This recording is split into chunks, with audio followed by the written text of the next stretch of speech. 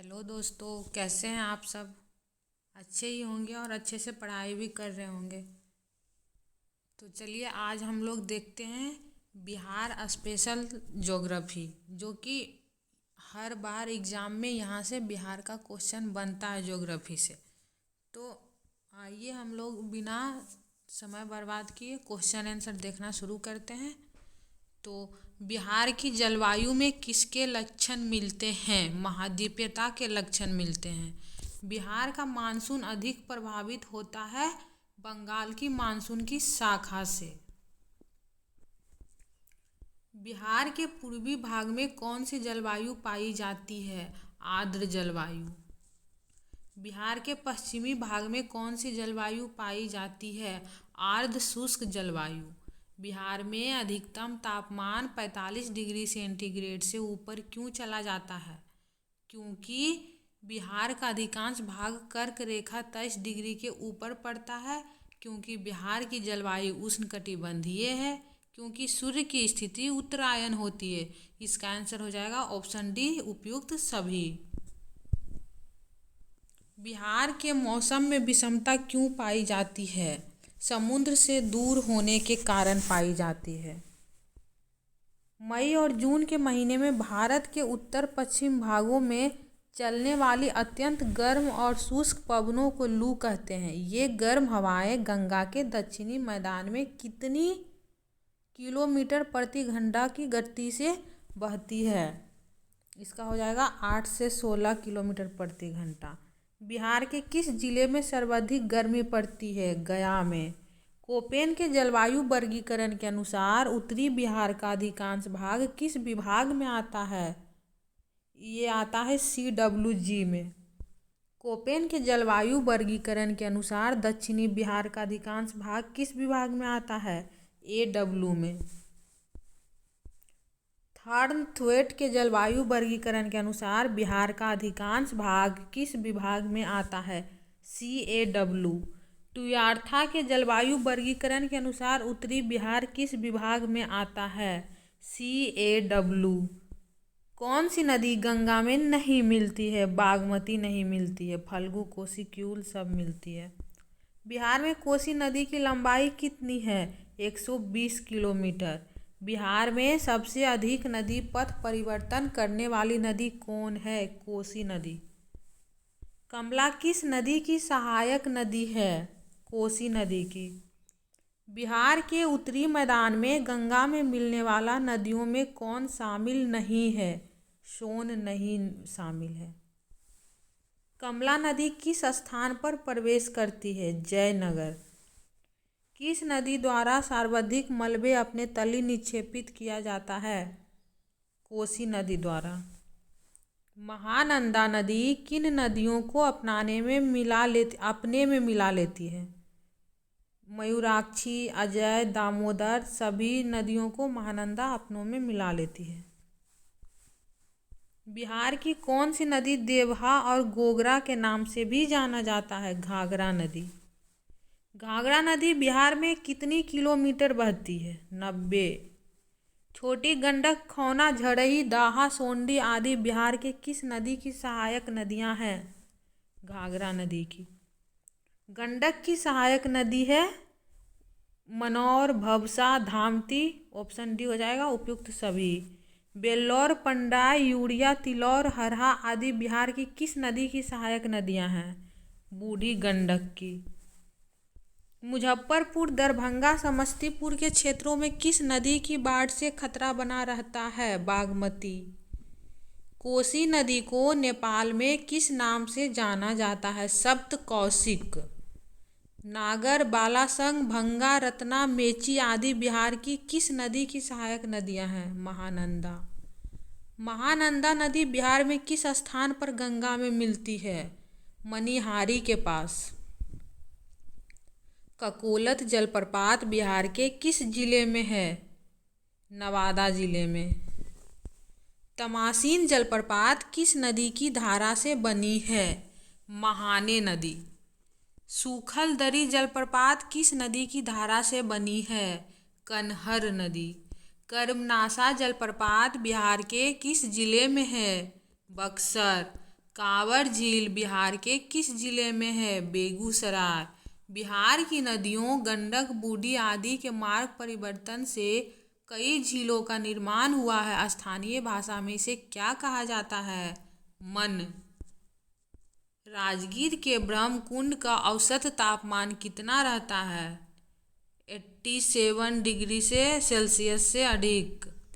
उत्तरी बिहार के किस नदी की औसत धार गति सर्वाधिक है? बूढ़ी गंडक। बिहार के किस जिला में सर्वाधिक गोखुर झील पाए जाते हैं? किशनगंज। पुनपुन नदी का उद्गम स्थल है पलामू की चोरहा पहाड़ी।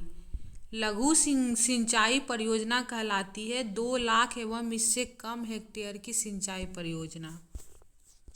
मध्यम सिंचाई परियोजना कहलाती है 2 से 10 लाख हेक्टेयर वाली सिंचाई परियोजना। बृहद सिंचाई परियोजना कहलाती है 10 लाख हेक्टेयर वाली सिंचाई परियोजना। किस जिले में फसल सघनता सबसे कम है? ये हो जाएगा कैमूर, क्योंकि वो पहाड़ी एरिया है।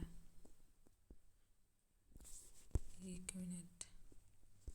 बहुमूल्य कृषि वाले 5 जिले हैं बक्सर, भोजपुर, सिवान और गोपालगंज और गया। क्षेत्रफल के लिहाज से चावल का सर्वाधिक उत्पादन वाला जिला है?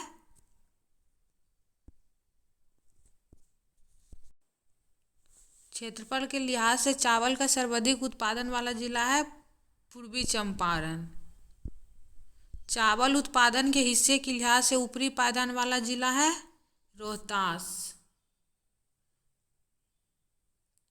चावल उत्पादन के हिस्से के लिहाज से बोल रहा है और इसमें बोल रहा था क्षेत्रफल के लिहाज से। अमझोर की पहाड़ियाँ में पाइराइट्स का खान पाया जाता है, वह बिहार के किस जिले में है? रोहतास जिले में। बिहार राज्य देश में किस खनिज के क्षेत्र में एकमात्र उत्पादक क्षेत्र है? पाइराइट्स। पाइराइट्स का कुल भंडार बिहार में कितनी टन आकी गई है? 98.791 ton. Pyrite phosphate and chemicals company की स्थापना बिहार के किस क्षेत्र में स्थापित है? अमझोर में। किस खनिज के प्रयोग से उर्वरक का उत्पादन किया जाता है? पाइराइट्स के प्रयोग से। बिहार में किस खनिज की प्रधानता है? अधात्विक खनिज की। बिहार के किस जिले में आर्कियन युग के शैल पाए जाते हैं? नवादा, मुंगेर, बांका। सभी उपयुक्त, सभी हो जाएगा डी नंबर। बिहार में सोना पाई जाती है जमुई में। अच्छा, तीनों जगह का सबसे अधिक हो जाएगा जमुई में, उसके बाद राजगीर, उसके बाद पूर्वी चंपारण। आंसर हो जाएगा इसका ऑप्शन डी। बिहार में सोना का कुल संचित भंडारण कितना मीट्रिक टन है? ये वाला इसका आंसर हो जाएगा 128.88 मीट्रिक टन। बिहार के किस जिले में बॉक्साइट का भंडार है? मुंगेर, बांका, जमुई। ऑप्शन डी हो जाएगा इसका। बिहार में बॉक्साइट का कुल संचित भंडारण कितना मिलियन टन है? 1.5 मिलियन टन। चूना पत्थर का भंडार बिहार के किस जिले में सर्वाधिक है? रोहतास में। बिहार में चूना पत्थर का कुल संचित भंडार कितना मिलियन टन है? 210.85 मिलियन टन। बिहार में सीमेंट कारखाना स्थापित है, कहाँ स्थापित है? बंजारी और डेहरी दोनों जगह, तो इसका आंसर हो जाएगा ऑप्शन सी। बिहार में चीनी मिट्टी पाई जाती है भागलपुर, बांका, मुंगेर, उपरोक्त सभी जगह। ऑप्शन डी हो जाएगा। बिहार में चीनी मिट्टी का कुल संचित भंडार कितनी मिलियन टन आका गया है? 2.02 मीटर टन। बिहार के किस जिले में अभ्रक पाई जाती है? जमुई, नवादा, गया, उपरोक्त सभी। बिहार के किस जिले में क्वार्ट्ज पाई जाती है? नवादा, गया, मुंगेर, उपरोक्त सभी में। बिहार में क्वार्ट्ज का कुल संचित भंडार है 11,000 मीट्रिक टन। फेल्सपार बिहार के किस जिले में पाई जाती है? जमुई, मुंगेर, भागलपुर। इसका आंसर हो जाएगा ऑप्शन डी। दलदली मिट्टी बिहार के किस जिले में पाई जाती है? किशनगंज, सीतामढ़ी, सुपौल, सभी। बिहार में बलसुंदरी दोमट मिट्टी का प्रधान फसल क्या है? धान, गेहूं, गन्ना, तंबाकू, मक्का। कौप मिट्टी की प्रधानता बिहार के किस जिले में है? भागलपुर। बिहार के अधिकांश भाग आच्छादित है कछाड़ी मिट्टी से। बिहार के किस जिले में कृषि की प्रधानता है? दियारा, मृदा तथा स्थला। खगड़िया में।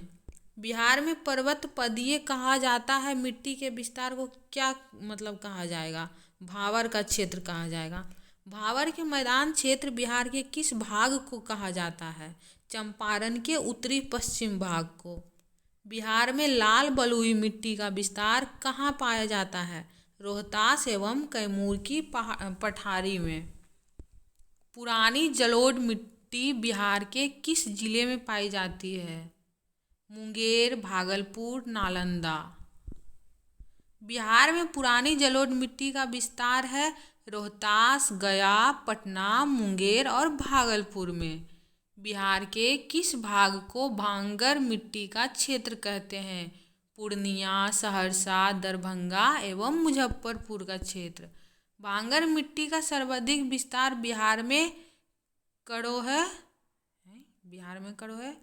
पूर्णिया और सहरसा। बिहार में खादर मिट्टी का विस्तार क्षेत्र कौन सा है? गंगा की घाटी, गंडक की घाटी, कोसी और महानंदा की घाटी। उपरोक्त सभी हो जाएगा। बिहार के किस जिले में अभ्रक मूलक मिट्टी पाई जाती है? नवादा। बिहार में उत्तरी गंगा के मैदान में कौन सी मिट्टी नहीं पाई जाती है? बलथर मिट्टी नहीं पाई जाती है। और यही क्वेश्चन पूछ जाएगा बिहार में उत्तरी गंगा के मैदान में कौन कौन सी मिट्टी पाई जाती है, तो होगा दलदली, नवीन जलोढ़ और बलसुंदरी। गंगा के मैदान की पुरानी कछारी मिट्टी कहलाती है खादर मिट्टी। 2011-12 की रिपोर्ट के अनुसार बिहार की कुल भूमि का कितना प्रतिशत भूमि बंजर एवं अकृषि है, उस पर उत्पादन नहीं किया जाता है? आंसर हो जाएगा इसका 4.6%। वर्ष 2011-12 की रिपोर्ट के अनुसार बिहार के किस जिले में सर्वाधिक प्रतिशत भूमि बंजर अकृषि है? बांका जिले में। बिहार के मैदानी क्षेत्र में जलोढ़ की गहराई है? इसका आंसर हो जाएगा, बिहार के मैदानी क्षेत्रों में जलोढ़ की गहराई है 1500 से 3000 मीटर तक।